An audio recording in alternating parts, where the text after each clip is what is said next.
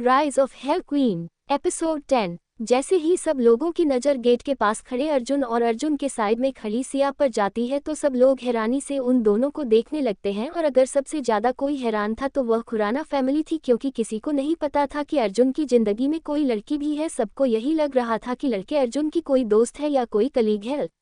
अर्जुन सिया का हाथ पकड़ अंदर आता है और सबके पास खड़ा हो जाता है। जब प्रीति जी अर्जुन से पूछती हैं कि यह लड़की कौन है तो अर्जुन सबकी तरफ देखकर कहता है, ये सिया है। मेरी और सिया की शादी को 2 साल हो चुके हैं और हम दोनों एक दूसरे से प्यार करते हैं। हम कॉलेज टाइम से एक दूसरे के साथ थे। वही अर्जुन की बात सुनकर सब हैरान हो जाते हैं, लेकिन सिया सबको पसंद आई थी इसलिए कोई अर्जुन से कुछ नहीं कहता। तभी पंडित जी रणबीर और खुशी की तरफ देखकर कहते हैं, कन्या को बुलाए, शादी का मुहूर्त बीता जा रहा है। जैसे ही अक्षत के दिमाग में और कानों में यह बात पड़ती है उसका शरीर कांपने लगता है।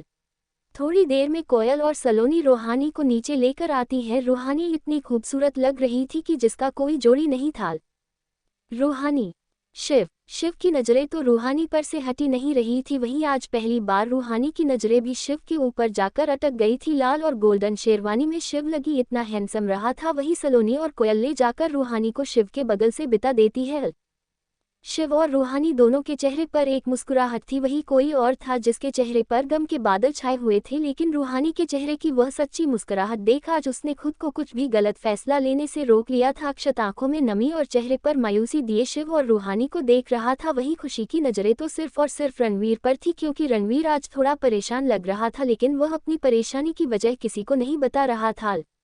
शिव और रूहानी की वरमाला होती है। उसके बाद कन्यादान के लिए जब रूहानी के पापा को पंडित जी बुलाने के लिए बोलते हैं तो रूहानी अपनी नमक आंखों से पंडित जी की तरफ देकर कहती है, मेरा इस दुनिया में मेरी दोस्त और मेरी जीजू के अलावा कोई नहीं है और मैं चाहती हूँ कि मेरा कन्यादान भी वही दोनों करें। जैसे ही रूहानी यह बात कहती है सबकी आंखों में खुशी आ जाती है। वही रूहानी खुशी की तरफ देखकर कहती है, प्लीज़ तुम और जीजू मेरा कन्यादान कर दो, शायद तुम दोनों की वजह से ही मेरी जिंदगी सफल हो जाए।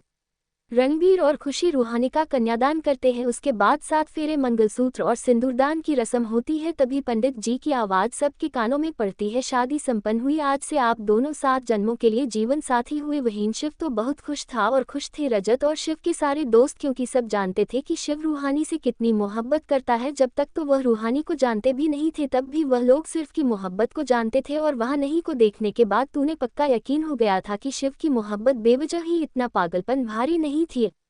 शिव रूहानी खड़े होते हैं। सबसे पहले रणवीर के दादा दादी का आशीर्वाद लेते हैं, फिर मम्मी पापा का, चाचा चाची का, फिर खुराना फैमिली के बड़े लोगों का। उसके बाद शिव सबकी तरफ देखकर कहता है, मैं चाहता हूँ कि मैं रूहानी को विदा करके अपने घर लेकर जाऊं। रणबीर गुस्से में शिव की तरफ देखा है तो शिव कहता है, पहले मेरी पूरी बात सुन लीजिए, उसके बाद नाराज हो जाएगा। मैं 2 दिन अपने घर बिताना चाहता हूं, क्योंकि मेरे मम्मी पापा की भी ख्वाहिश थी तो उनके घर उनकी बहू आए पहले ही मैं बाद में यहाँ रहने लगूंगा कर, लेकिन मैं चाहता हूँ कि मैं थोड़ा वक्त रूहानी के साथ अपने घर पर बिताऊं। मैं अपनी मम्मी पापा की आत्मा को शांति देना चाहता हूँ।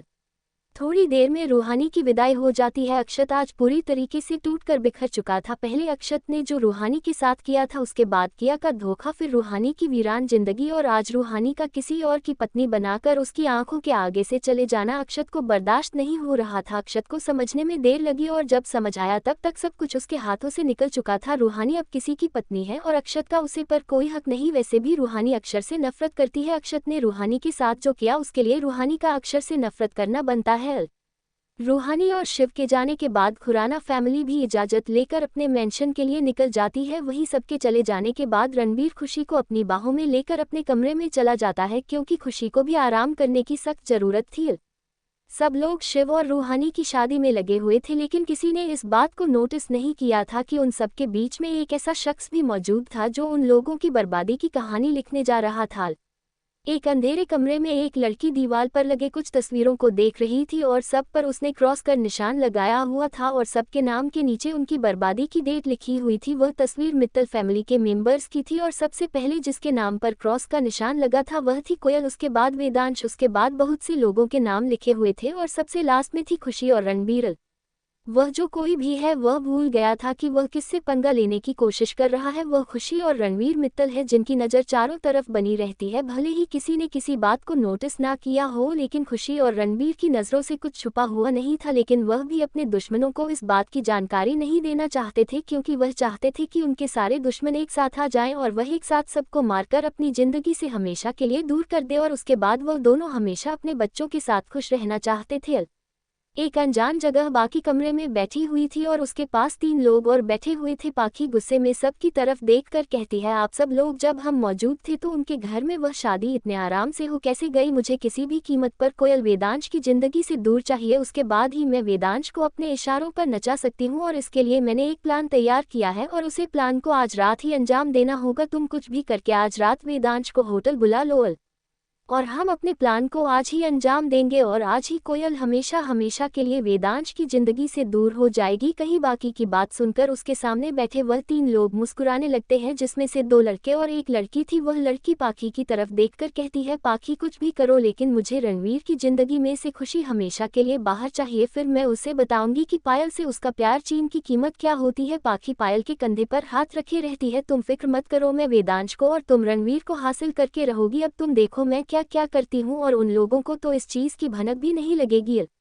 वही मित्तल मेंशन में खुशी अपने लैपटॉप पर पायल, पाखी और उन 2 लड़कों की लाइव वीडियो देख रही थी और उसके चेहरे पर एक डेविल स्माइल थी और उसे डेविल स्माइल को बरकरार रखते हुए कहती है, तो मैं क्या लगा पाखी और पायल, तुम हमारे खिलाफ प्लान बनाओगी और हमें पता ही नहीं चलेगा। लेकिन तुम भूल गई थी तुम किसके सामने खड़ी हो। तुम्हारा भाई तो तुम एक बार को माफ कर सकता है बाकी, लेकिन मैं तुम्हें कभी माफ नहीं कर सकती, क्योंकि मुझे अच्छे से याद है कि मेरी पिछली जिंदगी में मेरी मौत के पीछे सबसे बड़ा हाथ तुम्हारा ही था। रणबीर को बर्बाद करने में भी तुम्हारा हाथ था और सबकी जिंदगी को जहन्नुम बनाने में भी तुम्हारा हाथ था। लेकिन उसे वक्त मुझे समझ नहीं आया कौन मेरा अपना है कौन पराया। लेकिन आज मैं बहुत अच्छे से जानती हूँ और आप तुम्हारा खेल खत्म करने का वक्त आ गया है। लेकिन इन सब ने मुझे कोयल को तुम्हारा प्लान के बारे में बताना होगा, वरना वेदांश और कोयल अलग हो जाएंगे। खुशी जैसे ही अपने कमरे से बाहर निकलने वाली होती है वैसे ही कमरे में रणवीर आ जाता है और वह उसकी तरफ देखकर गुस्से से कहता है, रात के 11 बजे है और तुम्हें अभी तक सोने का वक्त नहीं मिला। तुम जानती हो ना तुम्हारा टाइम से सोना हमारे बच्चे के लिए कितना जरूरी है। तुम चाहती हो कि हमारे बच्चे को कोई तकलीफ हो। खुशी कहना तो बहुत कुछ चाहती थी, लेकिन फिर वह अपना मुंह बंद कर लेती है, क्योंकि आप उसे भी देखना था कि कोयल को अपने प्यार पर, अपने पति पर कितना भरोसा है, या वह भी पाखी की साजिशों का शिकार हो जाएगी। यही सब सोते हुए खुशी चुपचाप जाकर अपने बेड पर लेट जाती है, लेकिन उसने बंदोबस्त सब कुछ कर दिया था जो उसे करना था। अग्निहोत्री मेंशन में वेदांश तैयार होकर घर से निकलने वाला होता है तो कोयल उसका हाथ पकड़कर कहती है, आज मत जाओ वेद, मेरा दिल बहुत घबरा रहा है, ऐसा लग रहा है जैसे कुछ बुरा होने वाला है। वेदांश कोयल को अपने सीने से लगाकर कहता है, कुछ भी गलत नहीं होगा और यह डील मेरे लिए बहुत जरूरी है। कोयल, तो ये बात जानती हो, अगर यह डील मेरे लिए जरूरी ना होती तो मैं कभी भी तुम्हें अकेला छोड़कर नहीं जाता। कोयल एक बार फिर कोशिश करती है वेदांश को रोकने की, लेकिन वेदांश नहीं रुकता। कहीं वेदांश के चले जाने के 1 घंटे बाद ही कोयल के पास एक अनजान नंबर से कुछ फोटो और वीडियो आते हैं, जिन्हें देख कोयल के हाथ से फोन छूटकर जमीन पर गिर जाता है और वह तुरंत ही अग्निहोत्री मेंशन से होटल के लिए निकल जाती है। जैसे जैसे होटल नजदीक आ रहा था कोयल के दिल की धड़कन बढ़ती जा रही थी। कोयल जल्दी से होटल के अंदर जाकर उसे फ्लोर पर पहुंच जाती है, जिसका एड्रेस और रूम नंबर उसे मैसेज में मिला था। कोयल जैसे ही कमरे का गेट खोल अंदर जाती है तो उसके पैरों तले जमीन खिसक जाती है, क्योंकि वह देखी है वेदांश बिना कपड़ों के बेड पर लेटा था और उसके ही बगल से एक लड़की बैठी थी जो पूरी तरीके से उसे चिपकी हुई थी। ये देखकर कोयल का खून खौल जाता है। वह जल्दी से बेड के पास जा बालों से पकड़ उसे लड़की को उठाकर जमीन पर फेंक देती है। उसे लड़की की हालत बिल्कुल खराब हो गई थी, क्योंकि उसे इस बात का बिल्कुल भरोसा नहीं था कि कोयल ऐसे रिएक्ट करेगी और उसे इस तरीके से बिना कपड़ों के ही जमीन पर फेंक देगी। कोयल इतनी गुस्से में थी कि वह वही वॉशरूम में जाकर बाल्टी में पानी लेकर आती है और एक झटके से वेदांश के ऊपर फेंक देती है। पानी पड़ते ही वेदांश हड़बड़ाकर उठकर बैठ जाता है। फिर वह जैसे ही अपनी हालत जमीन पर पड़ी हुई पाखी को देखा है और सामने गुस्से में खड़ी हुई कोयल को देखा है तो वह एकदम से हड़बड़ाकर उठकर खड़ा हो जाता है। लेकिन जैसे ही उसे अपनी हालत का अंदाजा होता है वह जल्दी से जमीन में पड़ी अपनी पेंट उठाकर पहन लेता है और कोयल के पास आकर कहता है, मैंने कुछ नहीं किया कोयल, मुझे कुछ नहीं पता, ये लड़कियां कैसी आई। कोयल गुस्से में वेदांश को देख रही थी, वह वेदांश को पूरी तरीके से इग्नोर कर जल्दी से पाखी की तरफ मुड़ जाती है। पाखी जमीन में पड़ी हुई कोयल को देख रही थी और उसके चेहरे पर एक स्माइल थी, लेकिन जैसे ही कोयल उसकी तरफ देखती है वह स्माइल को छुपा लेती है। वही कोयल जमीन में पड़ी हुई पाखी के बालों को पकड़कर उसे खड़ा करती है और उसके ऊपर उसके कपड़े फेंककर कहती है, कपड़े पहन लो वरना वैसे ही तुम्हारी इज्जत का तमाशा बन चुका है, और रही सही अपनी इज्जत का तमाशा मत बनो, तुम दोनों से मैं बात करूंगी, लेकिन उससे पहले अपने कपड़े पहनो कहीं। कोयल कितनी सर्द आवाज सुनकर वेदांश के रोंगटे खड़े हो गए थे, क्योंकि वह समझ चुका था आज कुछ बहुत बड़ा होने वाला है, लेकिन उसकी हिम्मत नहीं हो रही थी कोयल से नजर मिलाने की। भले ही उसने कुछ गलत नहीं किया था, लेकिन वह जिस हालत में पाखी के साथ मिला था उसे देखकर उसे ऐसा लग रहा था जैसे उसने अपनी मोहब्बत को धोखा दिया है। वही उसे अनजान जगह पर पायल कमरे के चारों तरफ चक्कर काट रही थी, क्योंकि अभी तक परी का कोई मैसेज और कॉल नहीं आया था। वही उसके पास खड़े वह दोनों लड़के अपनी लास्टफुल नजरों से पागल को देख रहे थे और वह उसके करीब आकर कहते हैं, पायल बेबी जब तक तुम्हारी वह दोस्त नहीं आती तब तक हम लोग एंजॉय कर लेते हैं, वैसे भी हम पहले भी है ये सब कर चुके हैं, अभी कर लेंगे तो क्या ही फर्क पड़ेगा। पायल गुस्से में उन दोनों की तरफ देखकर कहती है, अपनी हद और औकात में रहो तुम दोनों, और हाँ उसे वक्त जो हमारे बीच हुआ और नशे की वजह से हुआ था, वरना मैं तुम जैसे दो कौड़ी को लोगों को अपने मुंह नहीं लगती। वही पायल की ऐसी बात सुनकर वह दोनों लड़कों का मेलेगो हट हो जाता है और वह जल्दी से पायल के ऊपर टूट पड़ते हैं।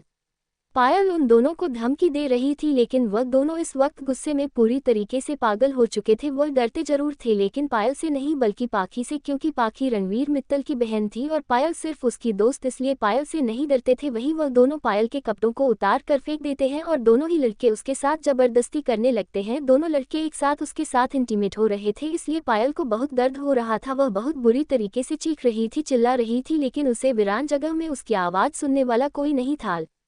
खुशी सीरियस होकर रणवीर की तरफ देखकर कहती है, रणवीर हमारे आसपास ऐसा बहुत कुछ हो रहा है जो हमारी नज़रों से छिपा हुआ है, इसीलिए कह रही हूँ ये बात घर में किसी को मत बताना, वरना हमारा दुश्मन अलर्ट हो जाएगा और फिर हम उसे पकड़ नहीं पाएंगे। बस इतना समझ लो, मैं हमारे दुश्मनों को इकट्ठा होने का एक चांस दे रही हूँ, उसके बाद हम दोनों मिलकर उन पर करेंगे और उन सबको अपनी ज़िंदगी से हमेशा हमेशा के लिए बाहर फेंक देंगे और फिर हंसी खुशी अपनी ज़िंदगी बिताएंगे अपने बच्चों के साथ। हल्फायर रणवीर खुशी को अपनी बाहों में लेकर कहता है, मैंने सोचा था जब तुमसे शादी करूंगा तो तुम्हें दुनिया की हर खुशी दूंगा, कभी तुम्हारी आंखों में आंसू, चेहरे पर उदासी नहीं आने दूंगा, लेकिन मैं भूल गया था कि मैं जिस काम को करता हूं वह काम मुझे कभी भी आराम से रहने नहीं देगा, इसीलिए मैं पहले किसी से शादी नहीं करना चाहता था, लेकिन तुम्हें देखने के बाद, तुमसे मोहब्बत करने के बाद मैं सच में तुम्हारे साथ एक अच्छी जिंदगी जीना चाहता हूँ, लेकिन ये दुश्मन हमें जीने नहीं देते।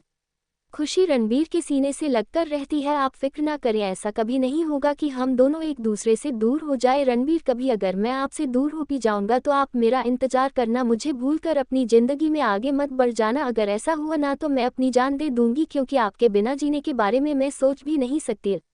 रणवीर खुशी को अपने सीने से लगाकर कहता है, मैं भी तुम्हारे बिना नहीं जी सकता और तुम फिक्र मत करो, एक दिन ऐसा आएगा कि हम दोनों एक दूसरे के साथ बिना किसी डर के जिंदगी बिताएंगे।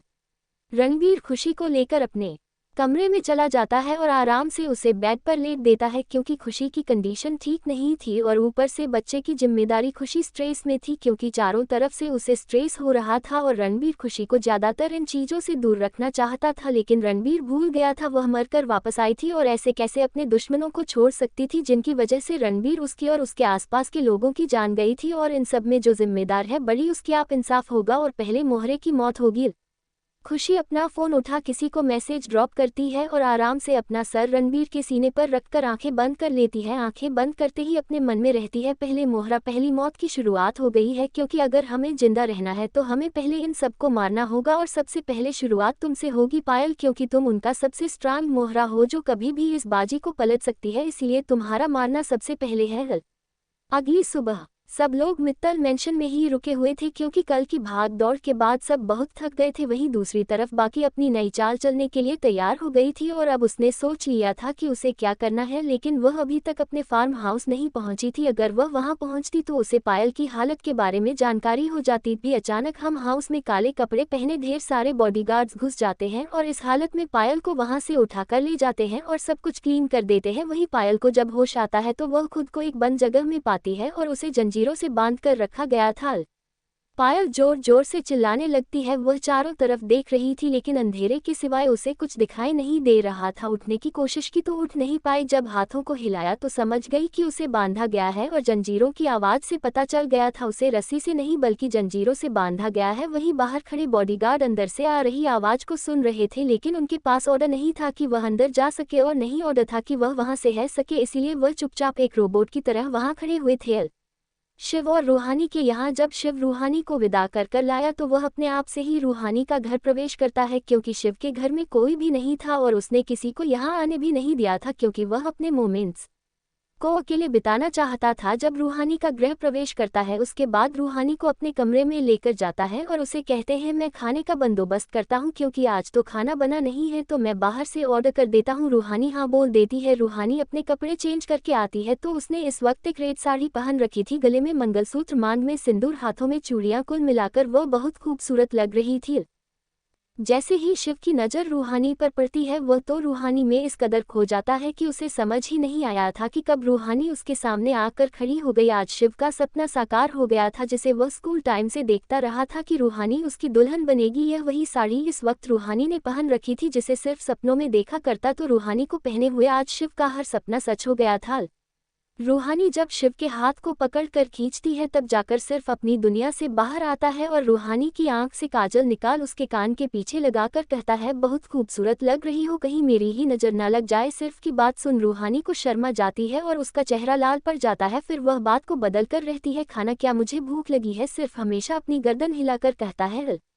शिव रूहानी जब डिनर टेबल पर पहुंचते हैं तो खाना वहां पहले से रखा था, सिर्फ खाना सर्व करता है, रूहानी को देता है और खुद लेता है। दोनों चुपचाप बैठकर अपना डिनर करते हैं और अपने कमरे में जाकर लेट जाते हैं। शिव अपने रिश्ते को आगे बढ़ना चाहता था लेकिन वह कोई जल्दबाजी नहीं करना चाहता था क्योंकि वह जानता था रूहानी जिन हालातों से लड़कर बाहर निकली है उसे इस वक्त किसी रिश्ते के लिए फोर्स नहीं करना चाहिए और चुपचाप अपनी आंखें बंद कर लेता है। रूहानी भी था कि होने के कारण जल्दी सो जाती है। मित्तल मैंशन में सब लोग डाइनिंग टेबल पर बैठे हुए थे, वहीं धीरे धीरे अपना खाना खा रहे थे। तभी सीढ़ियों से उतरती खुशी सबकी तरफ देखती है और अपनी आंखों की नमी को छुपाने की कोशिश करती है लेकिन उसके साथ चल रहे रणबीर की आंखों से उसकी नामी बच नहीं पाती। खुशी को बीमारी थी यह सोचता लेकिन ज़्यादा डेंजरस नहीं थी, लेकिन इस बीमारी के साइड इफ़ेक्ट ये थे कि अगर वह दवा से इस बीमारी को ठीक करने की कोशिश करती है तो वह अपनी पिछली सारी यादों को भूल जाएगी। इसीलिए खुशी चाहती थी कि उसकी बीमारी बढ़ने से पहले वह अपने सारे दुश्मनों को ख़त्म कर दे, जिससे अगर उसे कुछ हो भी जाए या वह सब कुछ भूल भी जाए तभी रणवीर और बाकी सब सेफ रहे। खुशी चुपचाप जाकर डाइनिंग टेबल पर बैठ जाती है। तभी अचानक खुशी का फोन बजने लगता है। खुशी फोन पर फ्लैश हो रहे नाम और नंबर को देखकर बिना किसी से कुछ कहे मित्तल मेंशन से बाहर चली जाती है। वही सब लोग हैरानी से जाती हुई खुशी को देख रहे थे। रणबीर खुशी के पीछे जाना चाहता था लेकिन तब तक खुशी वहां से जा चुकी थी। मित्तल मैंशन में सब लोग डाइनिंग टेबल पर बैठे हुए थे, वहीं धीरे धीरे अपना खाना खा रहे थे। तभी सीढ़ियों से उतरती खुशी सबकी तरफ देखती है और अपनी आंखों की नमी को छुपाने की कोशिश करती है लेकिन उसके साथ चल रहे रणबीर की आंखों से उसकी नामी बच नहीं पाती। खुशी को बीमारी थी यह सोचता लेकिन ज़्यादा डेंजरस नहीं थी, लेकिन इस बीमारी के साइड इफ़ेक्ट ये थे कि अगर वह दवा से इस बीमारी को ठीक करने की कोशिश करती है तो वह अपनी पिछली सारी यादों को भूल जाएगी। इसीलिए खुशी चाहती थी कि उसकी बीमारी बढ़ने से पहले वह अपने सारे दुश्मनों को ख़त्म कर दे, जिससे अगर उसे कुछ हो भी जाए या वह सब कुछ भूल भी जाए तभी रणवीर और बाकी सब सेफ रहे। खुशी चुपचाप जाकर डाइनिंग टेबल पर बैठ जाती है। तभी अचानक खुशी का फोन बजने लगता है। खुशी फोन पर फ्लैश हो रहे नाम और नंबर को देखकर बिना किसी से कुछ कहे मित्तल मेंशन से बाहर चली जाती है। वही सब लोग हैरानी से जाती हुई खुशी को देख रहे थे। रणबीर खुशी के पीछे जाना चाहता था लेकिन तब तक खुशी वहां से जा चुकी थी। रणबीर चारों तरफ देखकर कहता है ये लड़की अचानक कहाँ गायब हो गई, मुझे कुछ भी करके उसके पास तक पहुंचना होगा, कहीं ऐसा ना हो कि कोई दुश्मन इस टारगेट करे और मैं खुशी और बच्चे को होने का खतरा नहीं उठा सकता हूँ। रणबीर भी तुरंत ही अपनी गाड़ी में बैठ रफ्तार से वहां से निकल जाता है। वह दूसरी तरफ खुशी की कार अस्पताल के बाहर आकर रुकती है और वह अस्पताल के अंदर चली जाती है। खुशी के अंदर पहुंचते ही डॉक्टर खुशी के पास आकर कहता है देखिए मैसेज मित्तल, आपको इस हालत में ये कीमोथेरेपी नहीं करवानी चाहिए वरना आपको और बच्चे दोनों को नुकसान होगा और अगर यह बात मिस्टर मित्तल को पता चल गई तो वह मुझे जिंदा जमीन में गड़ देंगे और मेरे परिवार को बर्बाद कर देंगे। डॉक्टर की बात सुन खुशी डॉक्टर की तरफ देखकर कहती है आज मुझे ये ऑपरेशन कराना जरूरी है वरना मेरे पास ज़्यादा वक्त नहीं है और मैं बच्चों को जन्म देना चाहती हूँ, इसीलिए मुझे ये थेरेपी और यह सर्जरी दोनों करनी है, लेकिन तुम इस बात का खास ख्याल रखना इस बारे में किसी को पता ना चले।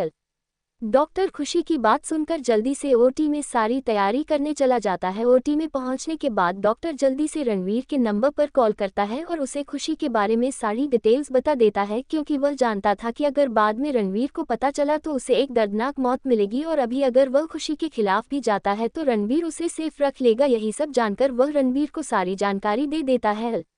जैसे ही रणवीर को पता चलता है कि खुशी अपनी सर्जरी कराने गई है और उसके पास ज़्यादा वक्त नहीं है तो रणवीर के हाथ पैर कांपने लगते हैं। ऐसा लगता है जैसे उसका शरीर उसका साथ ही नहीं दे रहा। वह जल्दी से सबको इन्फॉर्म करके हॉस्पिटल की तरफ निकल जाता है। जब तक वह हॉस्पिटल पहुंचता है तब तक खुशी की सर्जरी स्टार्ट हो चुकी थी, क्योंकि डॉक्टर खुशी को भी नाराज नहीं कर सकता था। वही ऑपरेशन थिएटर के बाहर खड़ा रणवीर डर की वजह से कम रहा था। उसे डर लग रहा था खुशी को खोने का, उसे डर लग रहा था अपने बच्चों को खोने का। लेकिन इस वक्त रणवीर की हालत कोई समझ ही नहीं सकता था, क्योंकि इस वक्त उसके पास कोई नहीं था। अभी 5 मिनट भी नहीं हुए थे कि एक साथ वहां 10 से 15 लोग आते हैं। उन सबको देखकर रणवीर सबकी तरफ देखा है। इतने सालों में आज पहली बार रणवीर की आंखों में आंसू थे। ये देखकर आए हुए लोग हैरान रह जाते हैं। सब लोग रणवीर के पास जाते हैं और सबसे पहले वेदांश जाकर रणवीर को अपने सीने से लगा लेता है। रणवीर वेदांश के सीने से लगते ही दिन आवाज रोने लगता है। उसकी आंखों से आंसू बंद ही नहीं हो रहे थे। जब रणवीर का रोकर मन हल्का हो जाता है तब जाकर रणवीर वेदांश से अलग होता है। रणवीर वेदांश से अलग होकर उन सबको सारी बातें बता देता है, जिसे सुनने के बाद सब लोग हैरानी से ऑपरेशन थिएटर को देखने लगते हैं। तभी रणवीर का फोन बजने लगता है। रणवीर फोन उठाकर जैसे ही अपने कान से लगता है दूसरी तरफ की बात सुन उसके हाथ से उसका फोन छूटकर जमीन पर गिर जाता है। सब लोग हैरानी से रणवीर को देख रहे थे तो रणवीर सबकी तरफ देखकर कहता है, खुशी ने अपना सर्जरी करने से पहले हर एक दुश्मन को खत्म कर दिया है और यह शुरुआत उसने कल रात से ही कर दी थी। सबसे पहले उसने पायल पाखी को मौत के घाट उतारा, उसके बाद उनके साथ दे रहे लोगों को। लेकिन ये सब कैसे किया, ये बात तो खुशी के ठीक होने पर ही पता चलेगी। सब लोग हैरानी से रणवीर को देख रहे थे। आज रणवीर एक हारा हुआ इंसान लग रहा था जिसे सब कुछ खत्म होने वाला था, और यह सच भी था। अगर इस सर्जरी में खुशी की याददाश्त चली गई तो वह अपनी पत्नी को खो देगा, और अगर नहीं गई तो शायद वह अपने बच्चों को खो देगा। चारों तरफ से हार तो रणवीर की ही होनी थी। देखते देखते शाम से सुबह हो जाती है, लेकिन ऑपरेशन थिएटर से अभी तक कोई बाहर नहीं आया था। दोपहर के 12 बजे बज चुके थे। सब लोग हैरानी से उसे ऑपरेशन थिएटर को देख रहे थे। तभी वहां की रेड लाइट बंद होती है और डॉक्टर की टीम बाहर आती है। जैसे ही डॉक्टर की टीम बाहर आती है रणवीर को देख वह हैरान परेशान हो जाते हैं। तभी वह डॉक्टर जिसने रणवीर को सारी जानकारी दी थी वह जाकर रणवीर की तरफ देखकर कहता है, मिस्टर मित्तल, सर्जरी तो सक्सेसफुल रही है और आपका बच्चा भी सेफ है, लेकिन मैसेज मित्तल के होश में आने के बाद हमें पता चलेगा कि क्या वह अपनी याददाश्त हो चुकी है या उन्हें सब कुछ याद है। ये 24 घंटे उनके लिए बहुत क्रिटिकल है, क्योंकि इन 24 घंटे में ही हमें पता चलेगा कि ऑपरेशन कितना सक्सेसफुल रहा है। रणवीर को सारी जानकारी देने के बाद डॉक्टर की टीम वहां से चली जाती है। रणवीर वही बेंच पर बैठ जाता है और अपने और खुशी के साथ बिताए हर एक पल को सोचने लगता है। ऐसे ही सोचते सोचते कब दोपहर से शाम हो जाती है रणवीर को पता ही नहीं चलता। तभी नकुल अपने हाथ में कॉफी का मग लेकर आता है और उसे रणवीर की तरफ देखकर कहता है, कॉफी पी लो और कुछ खा लो। भाभी को ठीक करने के लिए और उनका ख्याल रखने के लिए तुम्हारा ठीक होना जरूरी है। मैं जानता हूँ मेरी बात शायद अभी तुम्हें समझ नहीं आएगी, और क्यों समझ नहीं आएगी यह भी मैं जानता हूँ, लेकिन हमें ये करना होगा। जब हम ठीक होंगे तभी तो हम अपने साथ वालों को ठीक रख सकेंगे। रणवीर कॉपी का मांग ले लेता है और उन सब की तरफ देखकर कहता है, आप लोग जो मैं हूँ यहाँ। तो सभी लोग रणवीर को वहाँ अकेला छोड़कर जाने से मना कर देते हैं। तभी वहाँ कोयल और पूरा मित्तल परिवार भागते हुए आते हैं। पूरे मित्तल परिवार और कोयल को देख सब लोग हैरान रह जाते हैं। तभी कोयल रहती है, उन्होंने न्यूज़ में देखा कि कैसे पाखी, पायल और बाकी सब की मौत हुई, तो मैं समझ चुकी थी यह सब कुछ आपने ये भाभी ने किया है। लेकिन जब हमने नकुल भाई को फ़ोन किया तो हमें पता चला कि कल भाभी की सर्जरी हुई। आप लोगों ने हमें क्यों नहीं बताया? हम भी तो आकर इस फैमिली का हिस्सा ही है ना। क्या आप अपने दुख और दर्द को हमारे साथ बांट नहीं सकते हैं? देखते ही देखते रात से सुबह हो जाती है, लेकिन खुशी को अभी तक होश नहीं आया था। अब तो डॉक्टर भी परेशान हो चुके थे। वही डॉक्टर की इजाज़त लेकर दानवीर अंदर आईसीयू में चला जाता है और आईसीयू में लेती खुशी की तरफ देखा है जिसके पूरे सर में पट्टी बंधी हुई थी, उसके पास आकर उसका हाथ पकड़ कर कहता है, तुम तो मेरी शेरनी हो ना, और शेरनी बिना लड़े हार मान जाए यह अच्छा नहीं लगता। अगर तुम सब भूल भी जाओगी ना तभी हम शुरू से शुरुआत कर लेंगे, लेकिन तुम्हें खोने का रिस्क हम नहीं ले सकते। और यह बच्चा तो हम दोनों की मोहब्बत की निशानी है ना। तुम खुद को इस तरह परेशान करके बच्चे को भी परेशान कर रही हो। ये बच्चा तुम्हारा सपना था, इस बच्चे को तुम पूरा परिवार देना चाहती थी, जो परिवार तुम्हें कभी नहीं मिला था। तो क्या तुम अपने बच्चों के लिए ठीक नहीं हो सकती हो? ऐसे ही काफी देर रणवीर खुशी से बात करता है। फिर जब डॉक्टर खुशी को चेक करने आते हैं रणवीर बाहर चला जाता है। डॉक्टर जब खुशी को चेक करके बाहर आते हैं तो वह रणवीर की तरफ देखकर कहते हैं, मिस्टर मित्तल, श्रीमती मित्तल को होश आ गया है लेकिन उन्होंने मुझे नहीं पहचाना। बारी बारी आप लोग चलिए अंदर देखते हैं वह किस किस को पहचानते हैं और किस किस को नहीं। रणवीर सबसे पहले अंदर जाता है तो खुशी अनजाने भाग से रणवीर को देती है। ये देखकर रणवीर के पैर उसका साथ नहीं देते और वह लड़खड़ा जाता है। तभी पीछे से कोई उसे संभाल लेता है।